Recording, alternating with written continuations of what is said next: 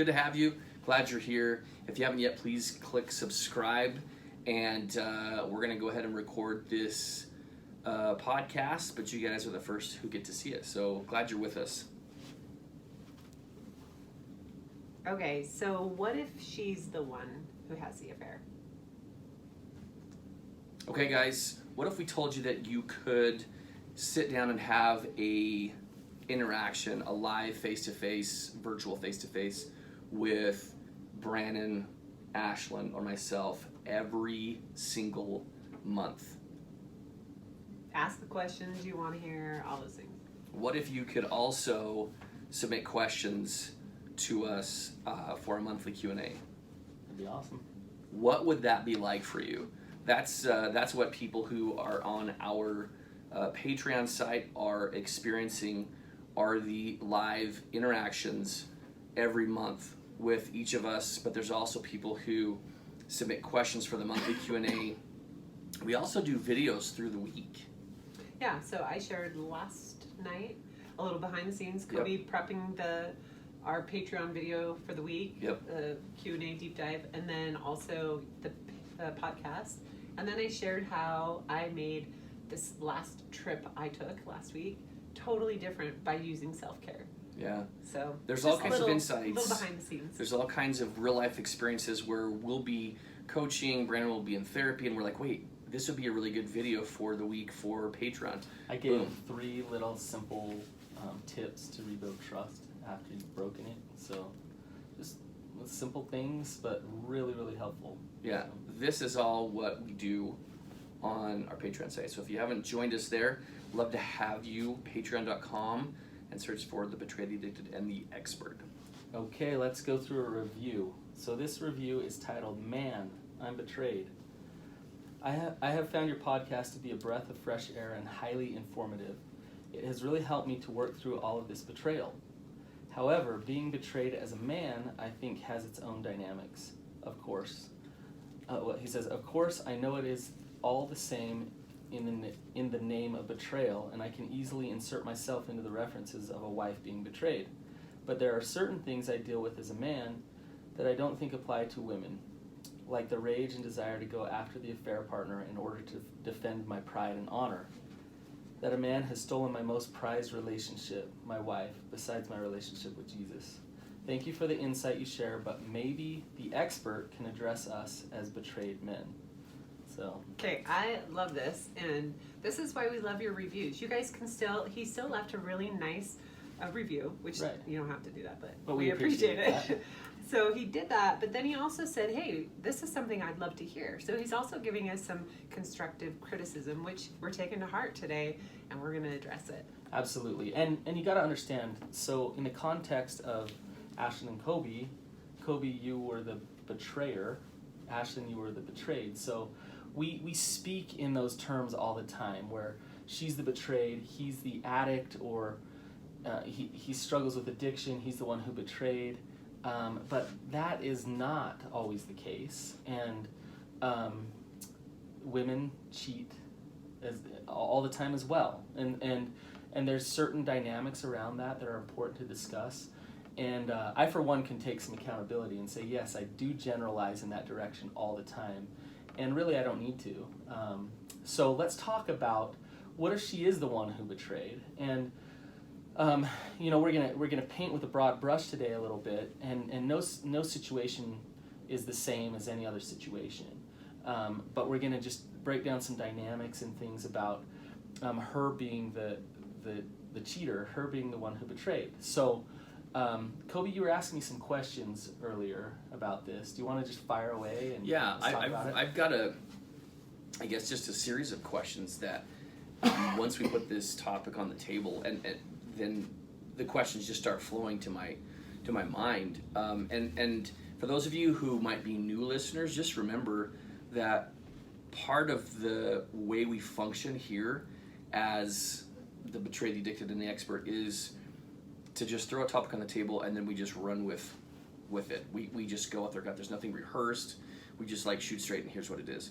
So for me, one of the first questions is Brandon, how many women, what percentage of your clientele are the women who cheat versus the men? Yeah, so I mostly deal with sex addiction and pornography addiction, and there are more men that are addicted to pornography than women, and that leads to certain behaviors like sleeping with prostitutes and having affairs and things like that. And so from my practice and from what I work with, I do deal with more men who cheat on their wives. However, you would be really surprised at how many of these relationships, as we start breaking things down, we find out affairs from the other side. And I would say maybe 1 in 4, 1 in 5 couples that I work with, the spouse has had an affair on her husband. So it's common, and it's probably a lot more common than what I see day to day, just because of what I deal with. I mean, like I was saying to you, it takes 2 to tango, right? Sure. So if there's men out there having affairs, then there's women out there having affairs as well. Right. So. Okay, so what are some of the reasons? And this, guys, I just want to ask that question, but it's like, Doc, we like ask yourself, why did you cheat?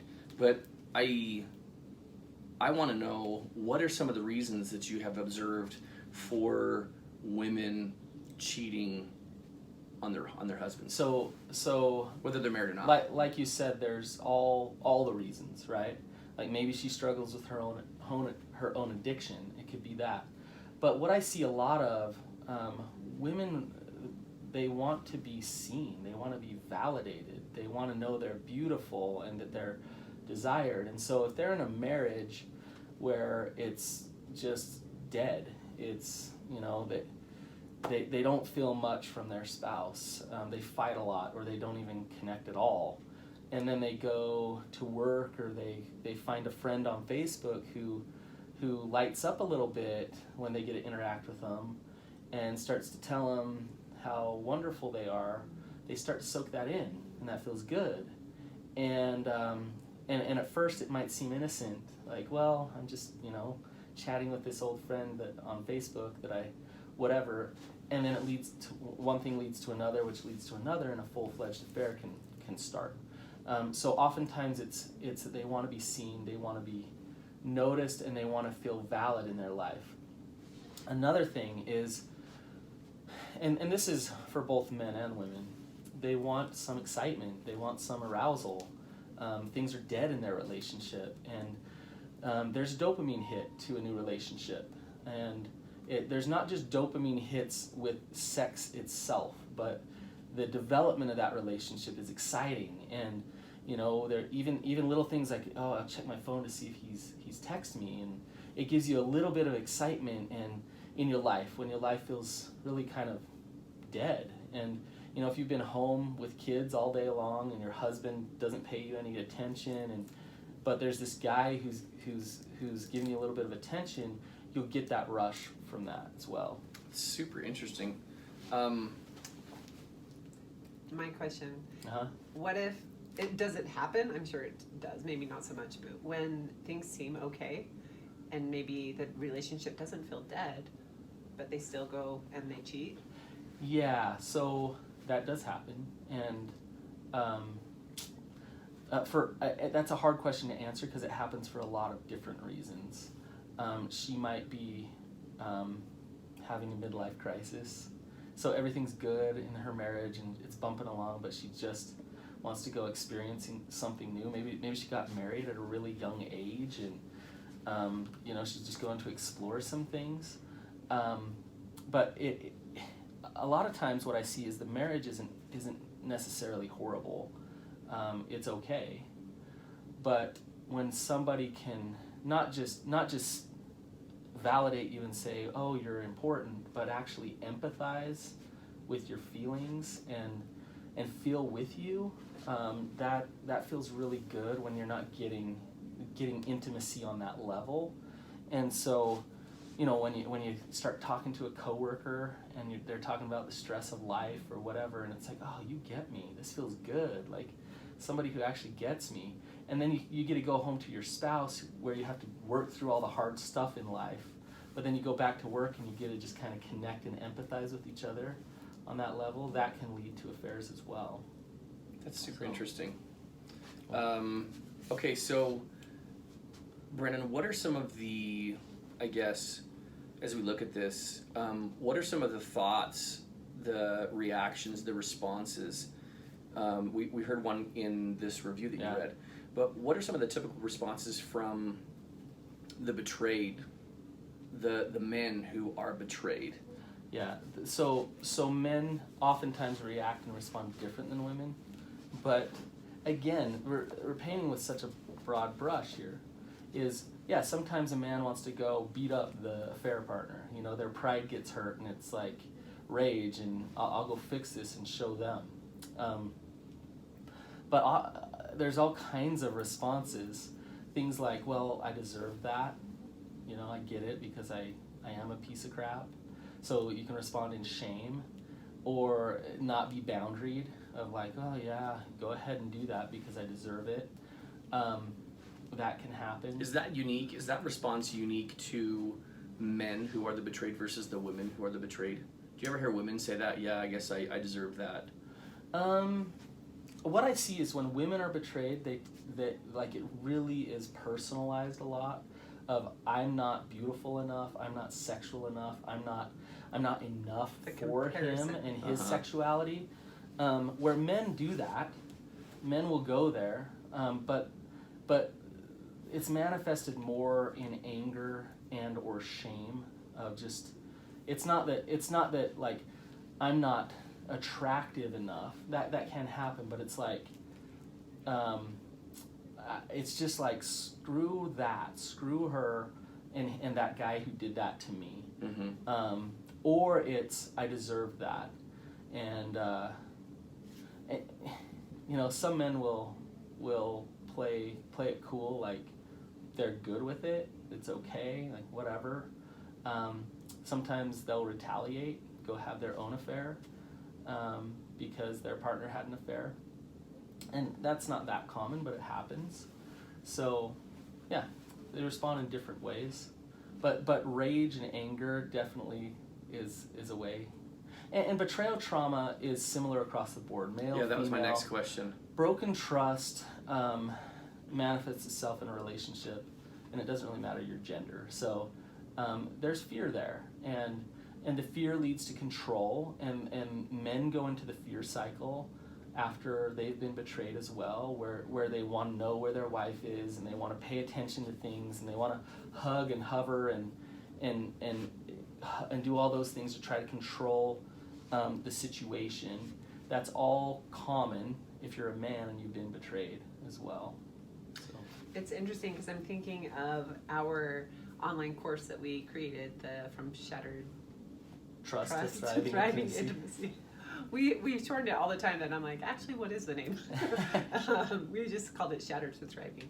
So over at shatteredtothriving.com, it really can work for either side. Oh, no question it works the other way around. The method is still the same. Yes. Like the road to recovery is the same. It's just, hey, flip it and do things a little different. Well, and that's for his recovery from betrayal, a lot of the same commonalities are focus on yourself, understand what your boundaries are, and be able to live those boundaries as the betrayed person.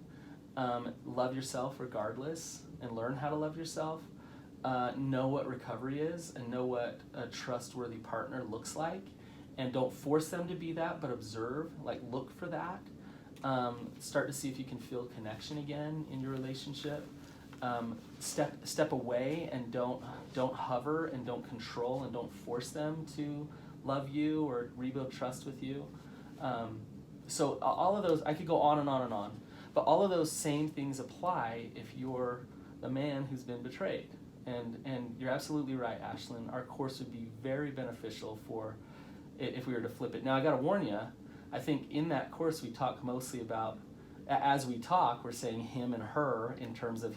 We tried to step away from it. We called him the indulgent or the That's betrayed. true, we did. We worked did our best. to step away from that. So. And I think to that point of as far as we use the term indulgent to describe the individual who isn't a porn addict or even a sex addict, but just has this indulgent moment that betrays their partner. I think that's a really important distinction to identify here. Well, we did that episode a long time ago about labels, and I think, I think if we can move away from, the addict just being the addict, but a person who has been indulgent or compulsive with their behavior, and when we, it's the way the English language works. We assign gender to somebody that we're talking about. Right. But the fact of the matter is cheaters aren't just male, and addicts aren't just male either, right? And so I think it's important to distinguish that out, and to realize a lot of what Ashlyn talks about on the podcast, a lot of what you talk about, Ashlyn, applies to that man who's thinking, oh my gosh, like my wife has been texting that man like over and over and over again, and you can listen to Ashlyn and you can get that validation, that empathy through her experience, even though you're a man, right? So this is just so interesting to me, because I'm just trying to connect the dots between what the similarities are between the men who are the betrayed and the women who are the betrayed. But I also want to know, Brandon, and maybe you can speak to this, is what does shame look like for the women who betray versus the shame of the men who betray? That's a good question. Again, we're talking about individuals here, right? So, and there's going to be, everybody's situation going to be different, but is there a general stereotype that you can identify? With sexual addiction, with sexual addiction, women definitely have more shame around that. So owning it as a woman is really hard and really scary, because women aren't supposed to be like sexual, right? A man, yeah, we get it, he's that way, whatever. But me, as a woman, I'm not supposed to be that way. Okay, but let me ask this question though: does it change as the woman is it different when a woman is maybe newly married or early in her marriage, maybe not have had kids yet, versus a mom who has 4 kids, been married for 8, 10 years? Is there a difference that you would identify in how shame manifests for those women? I think I'm not going to answer your question, but I'm going to answer the question this way. There's a difference as to the reasons why that woman is cheating. Okay. Early on in a relationship, why is she stepping outside that relationship, and so soon? And there's probably a lack of integrity there, and a lack of honesty early on in the relationship, where she doesn't want to be committed. Where later on in the relationship, and I'm not excusing infidelity in any way, but later on in the relationship, it might be to a point where she's just tired and done and wants something new in her life. So, the shame that manifests, really, I can't speak to women in general because it's individual. I've seen people who have no shame about their affairs. They can own it. They talk about it. In fact, I've seen people with some pride about it even, and that's not healthy or good. But owning it can be really, really hard and scary to talk about for anybody who's had an affair, right, man or woman. I'll tell you this from our little experience, the last 3-4 years that we've been public. By the way, Kobe just had his 5-year. We don't count necessarily anymore. The only reason I knew is it popped up on Facebook. His sobriety was 5 years. I love it. By the way, I love his face right now because he's like, what? WTF? Like, what are you talking about? What is this? And the reason I love that is because he's not white knuckling like, yes, I made it to 5 years, so now I have self-worth. Because you haven't touched your penis in 5 years, right? Yeah. If you could only see the intensity of Brenna's face as you described that. I love the lack of intensity in your face about this 5 years. You could care less. Okay, yes, whatever. I love What are it. you talking about? So, I get people who reach out to us on a daily basis. They're sending direct messages on social media or emails, whatever. Rarely do I hear from the woman who has betrayed. Yeah. I do. Right. I do hear from them. But I do think there is this, it's a different type of shame, just like it's different for a woman who's addicted to pornography. There's a different shame there. Yeah, I think so too. I think it runs a little deeper. Yeah, and I even look at it like gender roles that I place on people. Right. I do look and think, as I'm trying not to be judgmental, but I naturally do. Well, and it's right? interesting in us talking about this in the review that we read is we reinforce those gender roles. Yeah. When we speak about the man being the betrayer and this and that, then it's kind of like, yeah, that's how it goes. And so a woman who has betrayed, it's like, oh my gosh, like I'm really different. And yeah, I think there is a deeper level of shame there, Ashton. I think you're right. Yeah. So my question is this: he's saying, the guy that left this review, how do I show up in the way that fits me? Like we talked about already, he can do a lot of the same work that I've done. Right. To find that place of healing with or without his spouse. Right. But are there certain resources that are specific towards men who are dealing with The this? first thing that I would say is to, you need to grieve. So there's a grieving process that you go through, and the anger that you're feeling is part of the grieving process. So it's not a bad thing, but you need to be careful what you do with that anger. And if you take it out on her or go beat up the affair partner or whatever, then you're gonna cause yourself consequences that you don't want. But allow yourself to grieve. So allow yourself to go through the anger. To go through it, meaning to actually feel it, to sit in it, to experience those emotions. Is that what you're saying? Yeah, I mean, in our into it. In our course, we go 3 hours into this process of grief in module 1 of our course. And it's a process, and there's skills, and there's things you can do so that you can come out on the other end with some acceptance. Your relationship, now that your wife has cheated on you, is different, and it's going to be different forever. And it can be beautiful, and it can be good, but you need to allow yourself to feel, and you need to allow yourself to grieve some. So that's the first thing. And I say, like, that's the first thing, like, yeah, check that off the list. No, So that's easy. a process that No. you go through over time. Yeah. Okay. The next thing is you then, once you've come to that acceptance, then you can look at this and say, okay, how is this going to be a part of my story, my purpose, my mission in life, and what will this mean for me, and how will it bless my life? And then you can turn this trial and this hard thing into some purpose in your life. And again, this is down the road a ways, but really that can happen. That's happened with you guys, right? So and there's a process with that. So I'm not breaking down the little nitty gritty parts to this, but he needs support. If you're alone and you're just totally alone in your pain right now, you need support. That's one of the first things. You need boundaries. You need to create safety for yourself right now.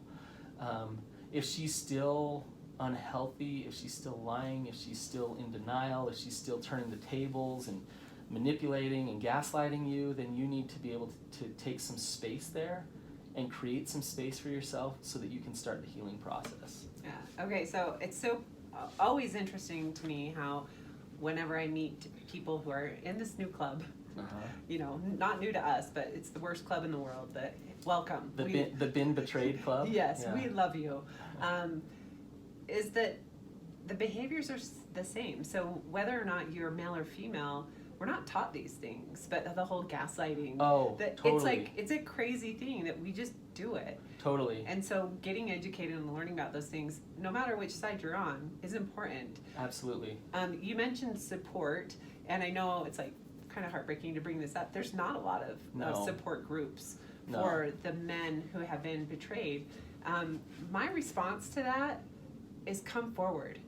Yeah, we need more. There would be more. Absolutely. If there wasn't the people feeling alone and different and isolating themselves, feeling like, well, geez, it's mostly the dudes who do this, so I guess I'm just alone. I will get a betrayal trauma recovery group started for men if we have enough come forward, I promise you. Yes. I And I there's love just that. not very many that will come forward and say, oh my gosh, I'm struggling with this and I need support and I need help. I think men oftentimes will internalize it and try to be tough and say, look, I got this on my own. I can do this. Like, I'm not going to open up to my feelings with other guys about how I feel about getting betrayed. Like, men don't want to think that way. We're supposed to be tough and strong, right, Kobe? Right. Yeah. And so that keeps you stuck in a healing process from moving forward. And, you know, and those wounds go with you. The hurt and the pain that you feel, it will go with you into future relationships. If you don't face it and feel it, yeah. If you can't get a betrayal trauma group, you don't need to get support just from other men who have been betrayed. So just some of your best friends or family members that you trust. And there's a way to disclose things with your partner and a way to go about that works. But you know what? Reach out, call a friend, cry to a friend, talk to them, help, get some help there. Have a shame partner like Ashlyn did. Yeah. That was one of the best things that you did. And I think that was really like a foundational activity to grow your resilience to shame. Wouldn't you agree? Yes, I would. Yeah. Well, there's a lot that can be said on this topic, and we can't hit it all, of course. I want to end with saying this to those of you men who have been betrayed, that and this is what I have often said to the women who've been betrayed, but to the men who've been betrayed, this is not your fault. And it's not on you. And it's important that you allow that thought to just percolate on your mind, because it's important for you to understand that just like it was not Ashlyn's fault, it's not your fault to endure either betrayal. Can I add one thing to that? To the women who have betrayed, and I just want you to know that you are accountable for the things that you've done, but you are not beyond repair, and you've made mistakes, and those mistakes can lead to greener pastures for you as well, and there is healing that can take place.